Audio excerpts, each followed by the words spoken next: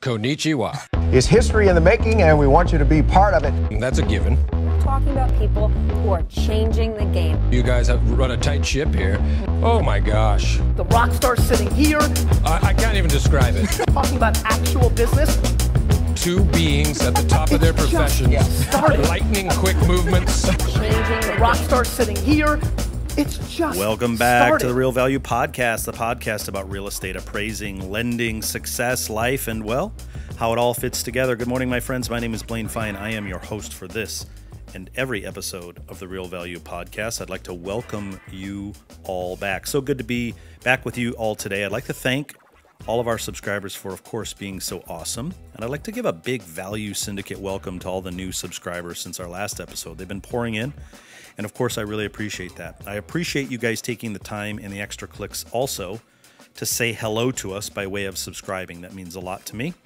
Some of you have also taken extra time out of your busy days to send me a nice note or an email. And for that, I say a huge thank you. I'm really, really appreciative of those. I love the interaction and the correspondence. And I always respond to every email in person, by the way. So please feel free to do so if you feel so moved. Now, on that note, we've had a lot more listener questions coming in lately with all the new subscribers. So I think what I'm going to start doing is answering one or two of those questions at the beginning of the episodes, because they're always great questions. That's if they apply to the episode, of course. And typically, if one person is thinking it and expressing it, others are having similar thoughts too. It's one of the ways that we all learn, so why not all learn together, right? And since there are no ads or sponsorships on this podcast, and likely never will be, I say let's take the time to acknowledge you instead of a paid corporate ad.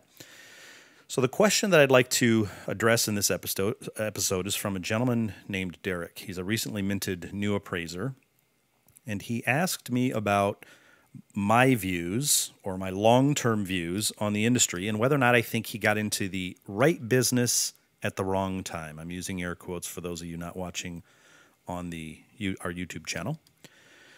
His words were, do I think he got into the right business at the wrong time? And I really appreciate this question because it means that he's aware. It means that he's kind of in touch. It means he has his thumb on the pulse.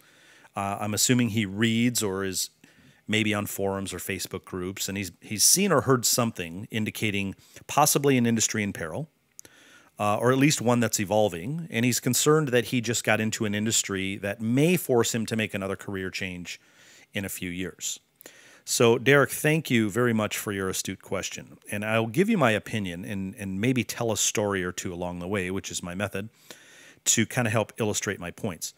I like to say that I've been in real estate since 1989, which is when I bought my first duplex income property. I was 19 years old at the time, and I knew jack all about the market, about real estate, about selling, about mortgage, about any of that stuff. I was just a dumb, I won't say I was dumb, but I was just a kid at 19. I was at the time working at my family's supermarket, which, by the way, I've talked about in other podcasts, my Aikido podcast, we used to call it the ghetto grocery. It was smack dab in the worst part of town. It was a very, very rough area, and I got the best education of my life working with the people that I worked with, our customers and clients that came in and out over almost a 10-year period.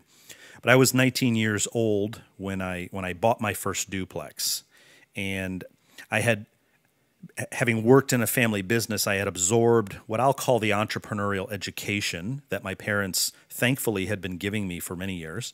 So I decided that the best thing for me to do if I wanted some independence was to move out of my parents' house. And the smartest way to do it, I'm sure my father probably was the one who planted this seed, but the smartest way to do it was to buy a rental property so that I could rent out the other unit and basically live rent-free, and that's exactly what I did. Now, I will be 48 years old this year and can with confidence say that I have seen and learned a ton in the almost 30 years since that first real estate purchase. And I've owned lots of real estate since then, more rental properties, a multitude of personal residences, some commercial real estate, and whatnot. And the most important lessons that I can say I have learned in those 30 years, however, have almost nothing to do with real estate, with mortgages, with appraisals, or any other industry for that matter. A couple of the most important lessons that I learned were about myself and the belief systems that I had, and how to recognize opportunity in areas that almost nobody else sees or nobody else recognizes opportunity. It's not a trait I can necessarily say that I was born with or particularly good at for a long time. But I learned that, and this is kind of the important part, I learned that having complete confidence in myself, developing some self-awareness and some self-esteem, my ability to think, and my ability to respond, adapt, and be resourceful, along with my ability to leverage my skills in areas that are often overlooked, would be my greatest asset in life. And I'm kind of relearning that every single year that goes by when I put myself through different exercises, thinking exercises and writing exercises and whatnot. Of course, with each one, the confidence grows, but I've learned that I'm the only one that I can rely on, and I cannot look externally for things to make me who I am.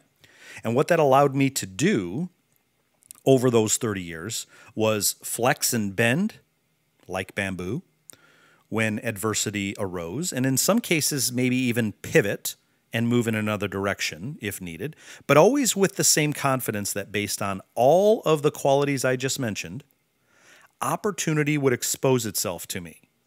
And by the way, the flexing and bending and the pivoting and the moving are all Aikido principles, and I use that a lot in my talks and teaching because it's a defensive martial art, but it's I would say a non-offensive one, not necessarily an aggressive one, whereby you are attacking something else. There are principles to blast through an obstacle, but more importantly is usually to recognize the energy that's involved in something we might call an obstacle, and then learning ways to go around it, to go up over it, to go under it, or to turn the obstacle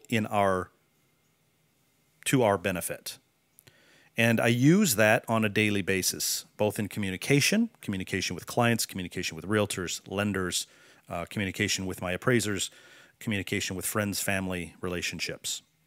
And so having that flexibility to bend and flex, pivot if I needed to, but having that same confidence that based on all those qualities, opportunity would make itself known to me. This is an important concept. And when I say that, Derek, I say it somewhat as a challenge to you and also to all of the listeners, because I've also learned through teaching people over that same 30-year period that the vast majority of people miss a huge percentage of the opportunities laid at their feet simply because they don't have eyes or the mindset to see them. I talked in a previous podcast, I think it was 2 or 3 episodes ago, about giving yourself a raise and firing some of your clients in the process, about thinking and belief systems that we all have buried within us that literally, not figuratively, literally make the decisions for us on almost every single action we take throughout the day. From how we dry off after a shower, to how we brush our teeth, take our coffee, choose our food throughout the day, the restaurants that we're going to eat at, the decisions we make on the big stuff, as well as like what we believe we are capable of, how much we earn, what kind of house we can have, and what our lives ultimately look like. Now, I know you didn't ask your question to get a lecture on how to think, but you've asked an important question, and it deserves more than just a pat answer. And as I said at the beginning, if you're asking the question, others are thinking about this too and may have a similar question. In fact, I know that there's appraisers who have been in the business for 10, 20, 30, maybe 40 years who have the same question. The only difference in their question from yours is they're not asking, did I get into the right business at the wrong time? Because they've been in it for a long time. You're asking that specific question because you're new. The way that they're asking the question is it now the wrong time to be in this business now that I've been in it for 20 or 30 years? I have also said in prior episodes how important language and communication are to me. And being a student of communication and relationships, and having studied extensively on patterns of thinking and how we express our belief systems through our words, I know that every statement or question made by an individual is expressing something deeper than what the words may initially convey. We've all been in thousands and thousands of conversations with people. It's how we listen, the skill of listening, what we take away from those conversations that tell us something, that give us deeper information, whether you know it or not.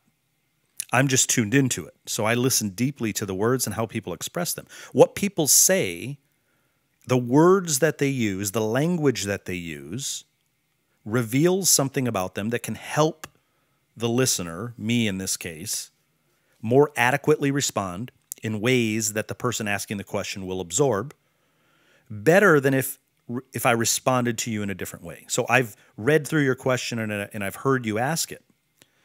And your question is a really good one, and it's one that has its roots in fear. You've asked a question that expresses some concern over your future and whether or not you need to be on your toes, whether you need to be looking in another direction in case the other shoe drops, so to speak, in the industry, in this new profession that you've chosen. So with that being said, and in answer to your specific question regarding right business, wrong time, I can honestly say that the answer is a hearty no.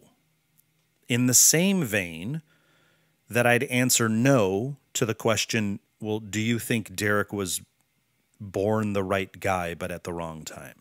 I don't know you, Derek, at least not yet. I hope to learn more about you. But based on your question, I'm going to safely assume you're a smart dude and you have some initiative, or you wouldn't have gotten your appraisal license. You would not have started down this path. People have asked me many times over the years for advice on whether or not to get into this business, but they almost always ask me about the market. They ask me about the business itself, specifics, tactical, practical about the business. And of course, the income potential of this career, without ever asking me if I think it might be the right career or business for them. So they focus on the externalities and the specifics of this business or the specifics of this industry, when the most important aspect of any business or career is the person in it and not necessarily the business. I asked my good friend and business partner many years ago if he thought the IT business was a good place to be. And of course, being an IT consultant and a very successful one, he said, well, absolutely. And he gave me a whole list of reasons why information technology, telephony, programming, and mobile data, all these things were the future. Well, they were now, but they were the future. So from his standpoint, it was perfect. But he asked me a valuable question. After he gave me all the reasons to be in the business, he said, but it may not be the right business for you, which I thought was very astute. Things don't occur in a vacuum. Life doesn't exist in a vacuum. Industries don't exist in a vacuum, and industries are made up of people. People don't live in a vacuum. Now, I'm not trying to be deliberately evasive on your question, Derek, but being a student of communication and having managed, trained, taught, and spoken with thousands of people over the last 25 years, I've learned that all of the external things don't matter one bit if the internal stuff, the stuff within you, is incongruent with that external stuff. This could be the absolute best industry ever by almost every metric and every measure, and have a long, lustrous future ahead, but it may not be all those things for you. You could find in the next 6 months that you absolutely hate it. It's just not suited for your personality. So it would be incorrect and irresponsible of me to say to you, perfect industry, it's going to be around for a long time, have no fears. Conversely, you could be the absolute best appraiser in the business and fit perfectly with everything about this business, but find that it's an industry that's not suited for your vision of the future. Your internal game has to be congruent with the external stuff for there to be what we call vibrational match, meaning your mindset and personality fit perfectly with the external world or the business that you're operating in. And where there is a mismatch in that vibrational connection, there is what we would call discord, dis-ease, and eventually dismay. And I hope by leaving a gap between the words dis and ease, everybody has recognized that the word disease is two words, dis-ease. Because where there is a vibrational mismatch between you and the external world you're living in, the business that you are in, eventually there will be disease. Stress-related, health-related. I have no problem telling anybody who's not happy in this industry to get out of it.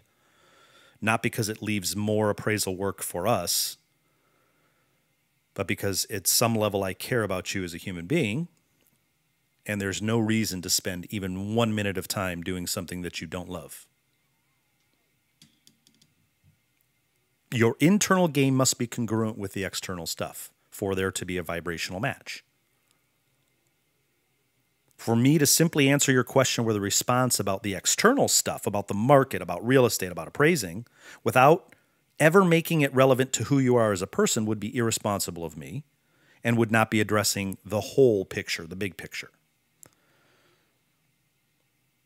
I can paint a rosy picture of things or a grim one, but it says nothing about what you may see as opportunity. And my hope in responding to your question this way is for, of course, all of the listeners, that's why we're doing it, for all of the listeners, to also hear everything or hear that everything is relative to how we think, feel, and act. Where some see decline, others see opportunity. Where some see roadkill, others see a meal for another species. One man's trash is another man's treasure, as the saying goes. Now, as you can imagine, I and all my appraisal, real estate, and lending brothers and sisters have seen lots of change in those 30 years. The 30 years since I bought that rental property. And why wouldn't we? The world has changed drastically in those 30 years. What is observable, if one takes the time to look for patterns, and this is an easy one, by the way, is simply how quickly things change relative to how long it took things to change 20, 10, or even 5 years ago. The rate is growing exponentially. In fact, if any of you are familiar with Moore's Law, M-O-O-R-E-S, Gordon Moore is the founder of Intel, the chip maker. Just look up Moore's Law. He predicted back in 1965 that chips on boards would double every 2 years.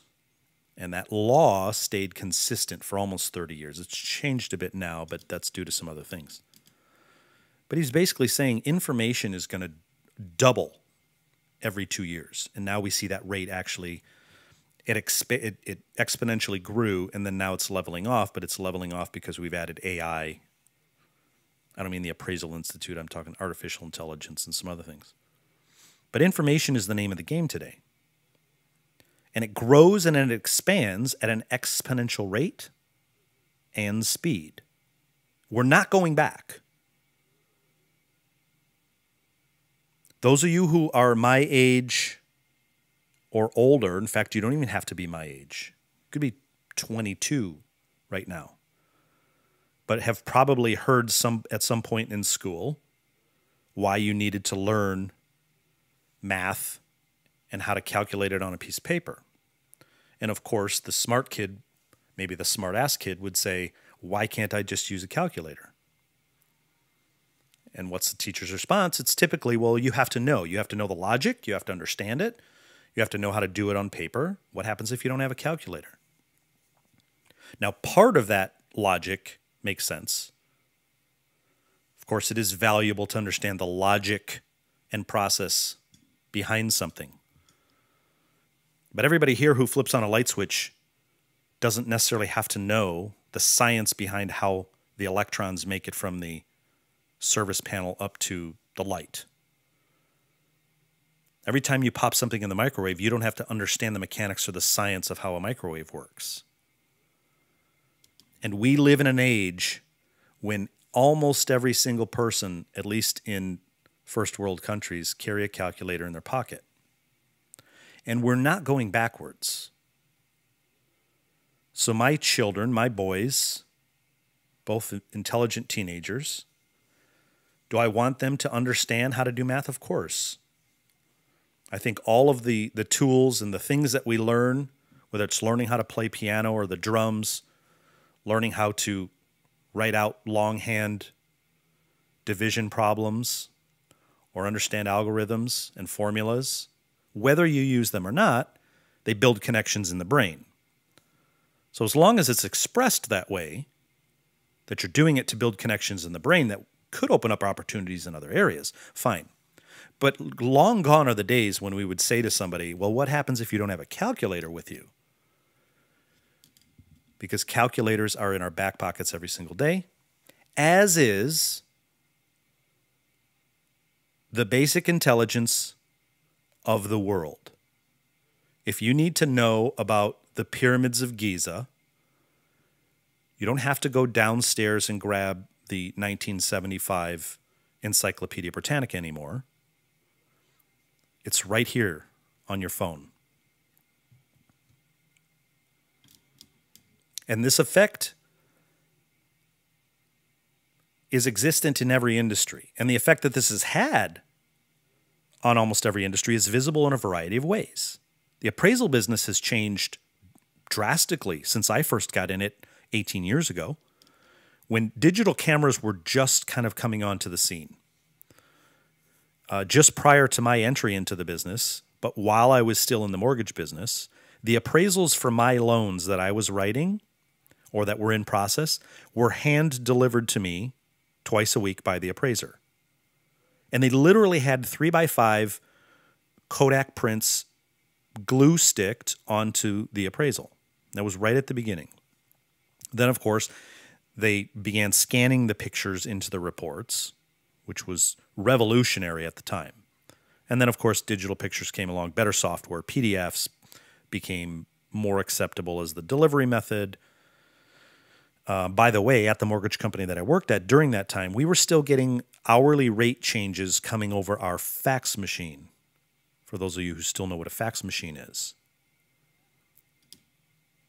Anytime the rates would change or costs would change and loan origination fees and whatnot, they would come over, the fax would come over, kind of like a stock market ticker.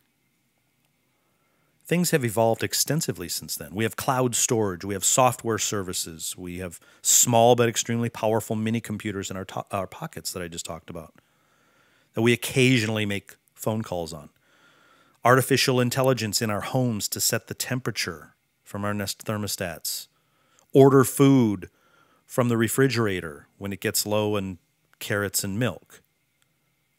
Play music and get the weather for us when we ask for it. I can start, unlock, and heat up my car seats with a cell phone app now.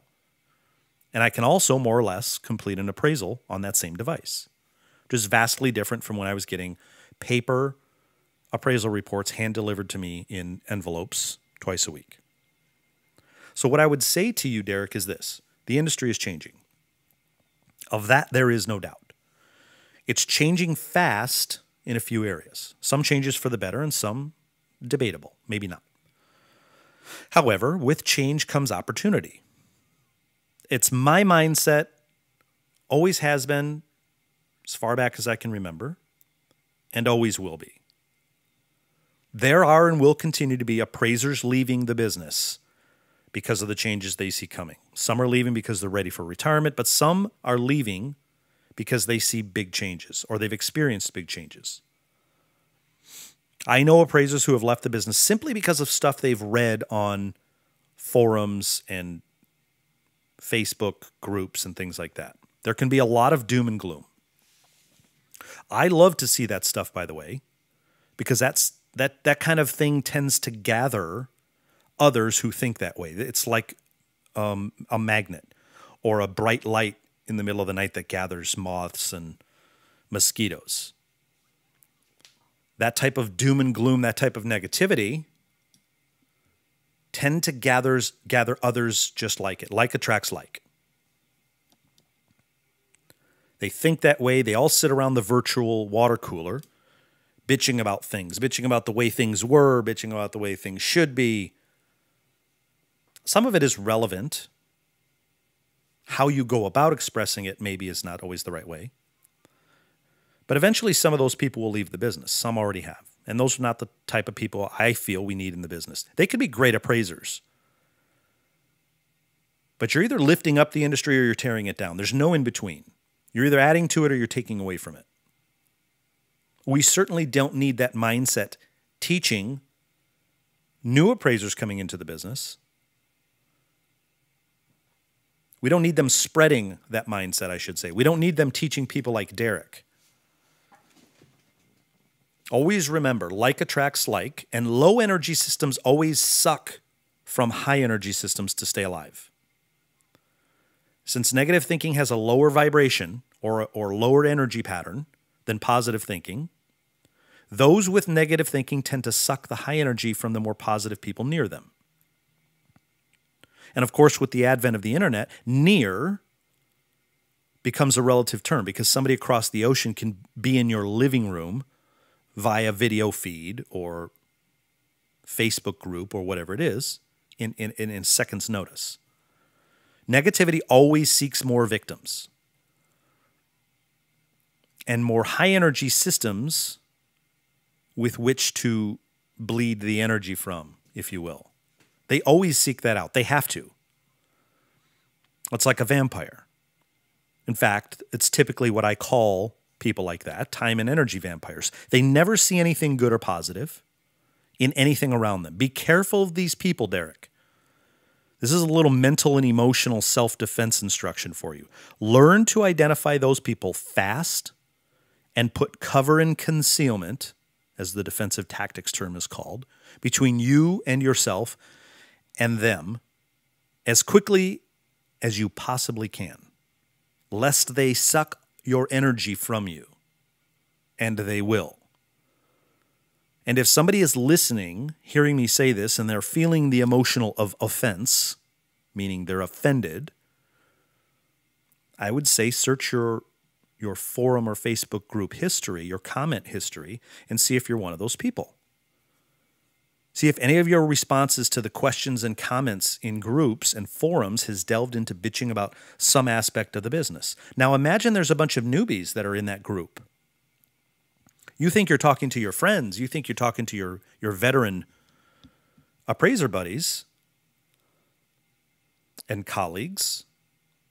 But imagine all the impressionable minds and ears and eyes that are seeing all that negativity and seeing that talk, and nobody's posing any solutions quite often.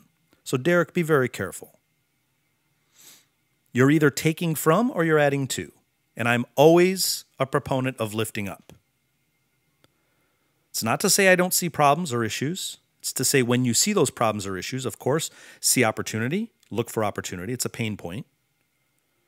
Ask where is the opportunity in this struggle or in this problem. And then also look for how can we turn negativity into positivity and lift others up. You're either raising up your people, your clients, and those around you, or you're taking from them in some way. You get to decide, which is the good thing, which one you're being or which one you're doing on any given day or moment.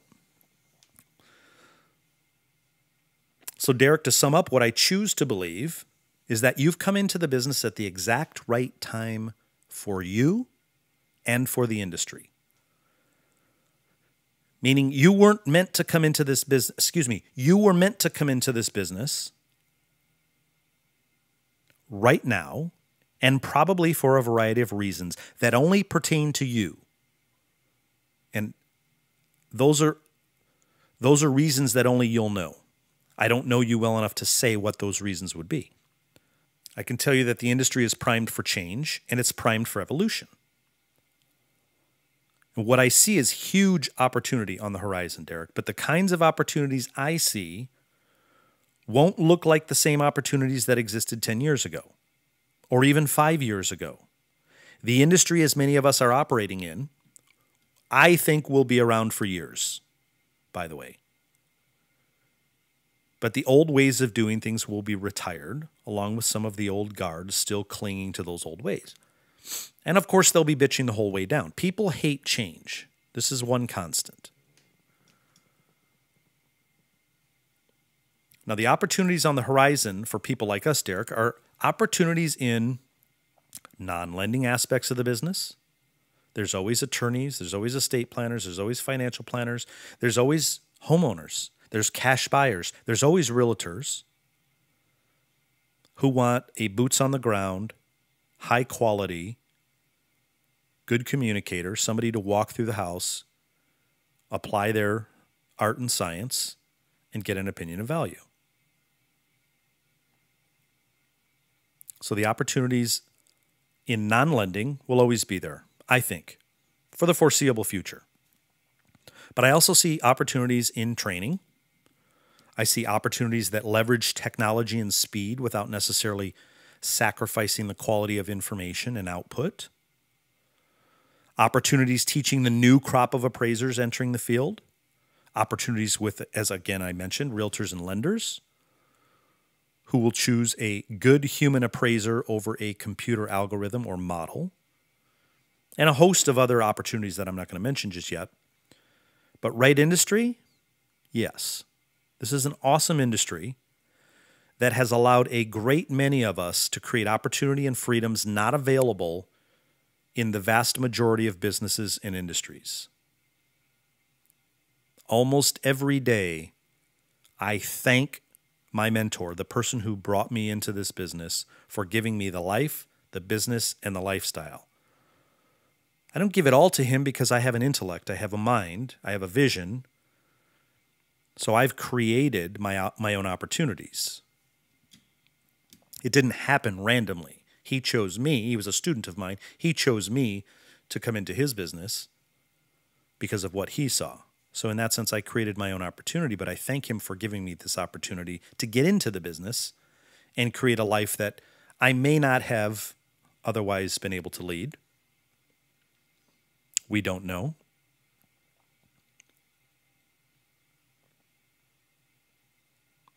Right industry, it is. And those opportunities still exist in our business, and I think will continue to exist for a long time for the right person. The way that they're delivered may change over time, but the opportunities will still be there for those of us who can see them, or more importantly, create them. Keep your eyes and your ears open, Derek. Look for the things that others are bitching about and ask yourself, what is that information revealing to you? Look for pain points in the process for all of the participants in the transaction. We talked about that, I think, in the last one. They add value.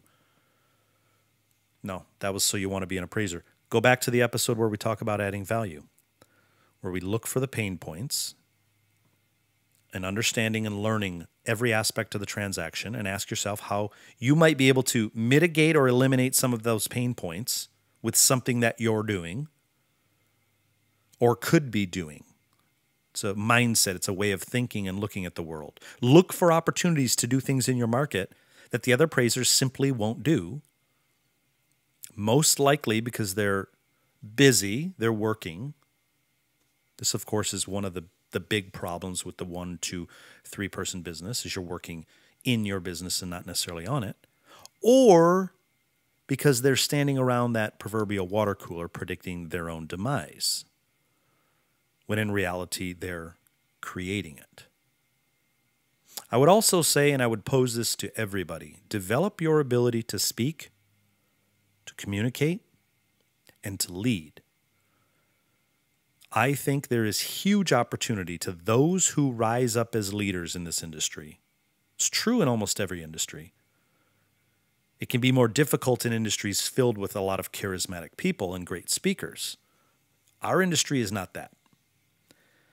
There's huge opportunity for those who rise up at leaders in the appraisal industry because there are relatively few in that category. There are a good handful of great technicians and teachers of process and practice in this business. But what I'm referring to are real leaders. Those willing to do the difficult work of thinking and envisioning a future that's better than the current one. That's what good leaders do. They see the future before you do, and then help carve a path that makes it easier for you than it was for them initially. They're pioneers. They plow through the deep snow, and they forge through the rivers to build bridges, and they clear paths for those behind them. They grapple with the attacks and the attackers, proverbial of course, along the way, so that those coming behind them don't face the same attacks, like walking into an alley before your significant other, so that you can clear the way for safety. Be one of those people, Derek, and your future will be way brighter than you can ever imagine. You have to have eyes to see it. Now, again, I know you probably wanted a simple answer like, hey, man, don't worry. It's all good. Everything's going to be fine. This is a great industry. That's usually what people are looking for when they ask me the question. Yeah, what do you think about this industry? Should I get into it? Do you think it's the right industry? Do you think it's a good one? They're asking externalities or about externalities. I have to be the one to say, well, tell me about you first.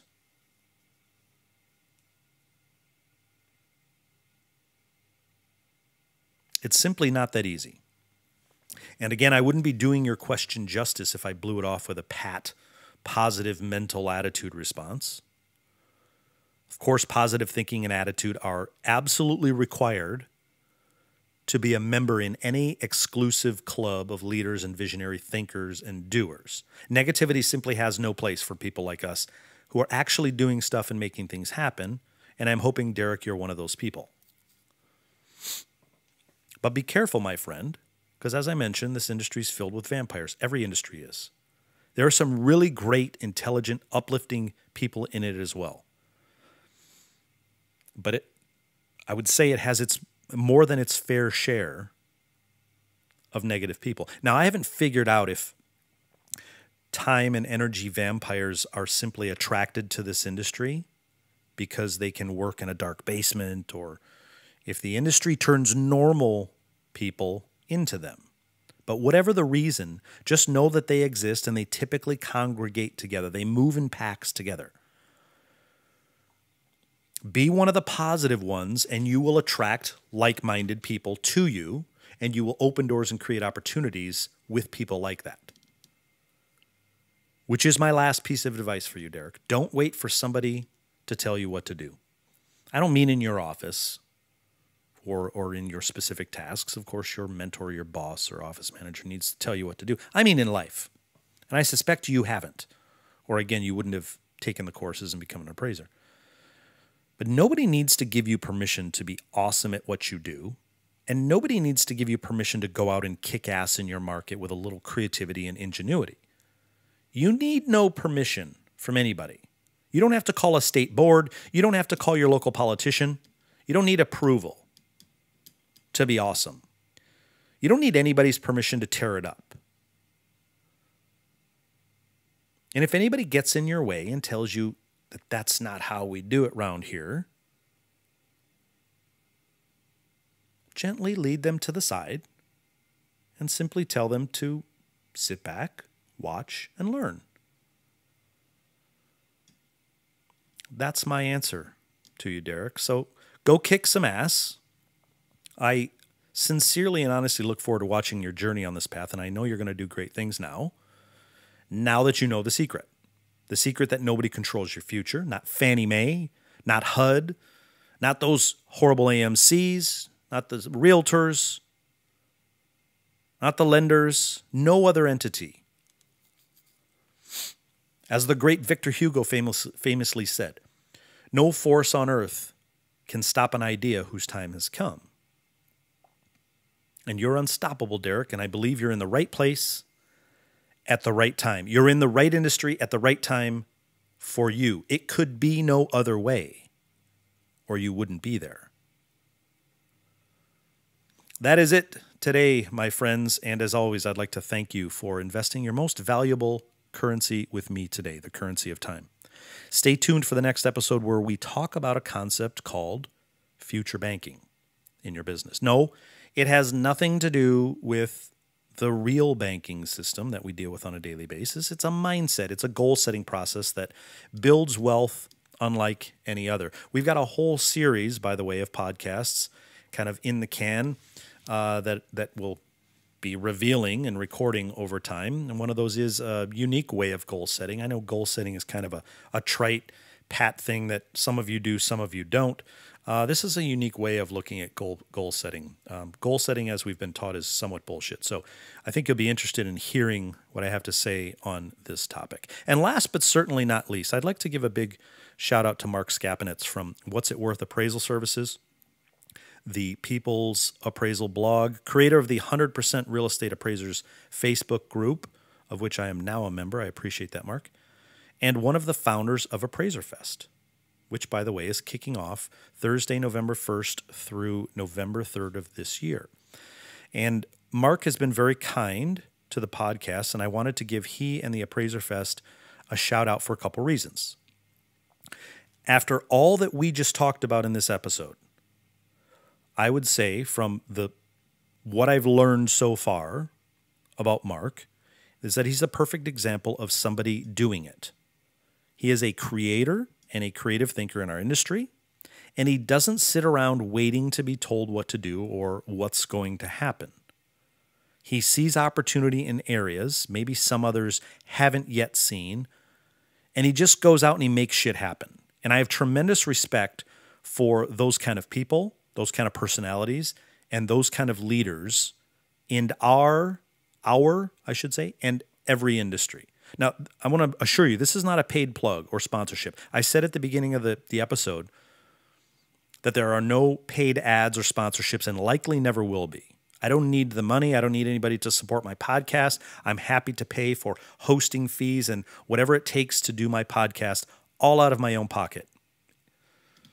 I do it out of the passion that I have for teaching and speaking and educating.